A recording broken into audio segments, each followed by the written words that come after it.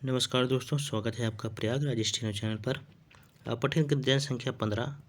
80 शब्द प्रति मिनट की गति से बोला जाएगा। बहुत ही अच्छा मैटर है, संपादकीय मैटर है। ध्यानपूर्वक लिखिएगा। डिक्टेशन शुरू होगी 5 सेकंड में। Ready, start. विद्यार्थियों के सीखने का मूल्यांकन कैसे हो, इस पर दुनिया भर में विचार विमर्श और प्रयोग होते रहे हैं। हर जगह यह स्वीकार कर लिया गया है कि लिखित परीक्षा ही मूल्यांकन का सबसे व्यावहारिक और कारगर तरीका है। मगर भारत जैसे देश में जहां बहुत सारे बच्चे समाज के निचले तबके से पढ़ने आते हैं, उनके घर में पढ़ाई लिखाई का उचित वातावरण नहीं है। उनमें से बहुत सारे बच्चों को स्कूली पढ़ाई के साथ साथ घर के काम या माता पिता के काम में हाथ भी बटाना पड़ता है।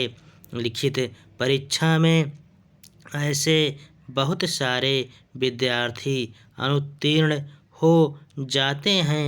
अनेक बच्चे इसलिए स्कूल नहीं जाते या बीच में पढ़ाई छोड़ देते हैं कि उन्हें परीक्षा का भय सताता है। इसलिए तय किया गया कि 5वीं तक किसी भी बच्चे को अनुत्तीर्ण नहीं किया जाएगा।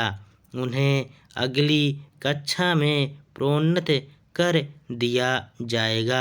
8वीं तक उनका मूल्यांकन केवल पाठ्य पुस्तकों में दिए पाठों के आधार पर नहीं, बल्कि उनके समग्र व्यक्तित्व विकास जैसे स्कूल में उनके आचरण, खेलकूद, संगीत, कला आदि में उनकी रुचियों के आधार पर भी किया जाएगा।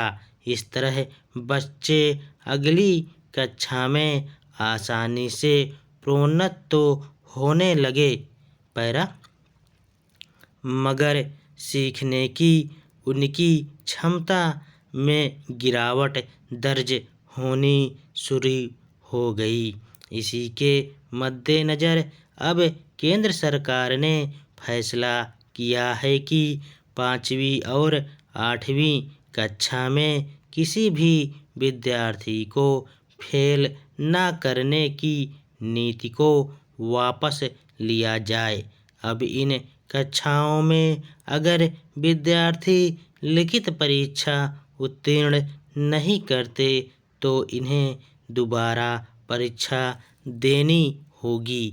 उसके बाद भी वे उत्तीर्ण नहीं होते तो उसी कक्षा में बैठना पड़ेगा। इस फैसले से निस्संदेह विद्यार्थियों, अभिभावकों और अध्यापकों पर पढ़ाई लिखाई को लेकर सतर्क रहने का दबाव बनेगा।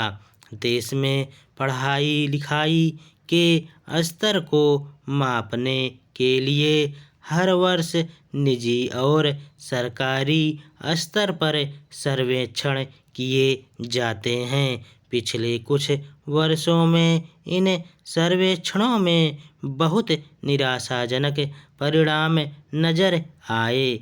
8वीं कक्षा के विद्यार्थी 5वीं 6वीं कक्षा की पुस्तकें पढ़ने, उस स्तर का गणित हल कर पाने में भी अक्षम पाए गए। इस तरह शिक्षा का मकसद ही हाशिए पर चला जाता है।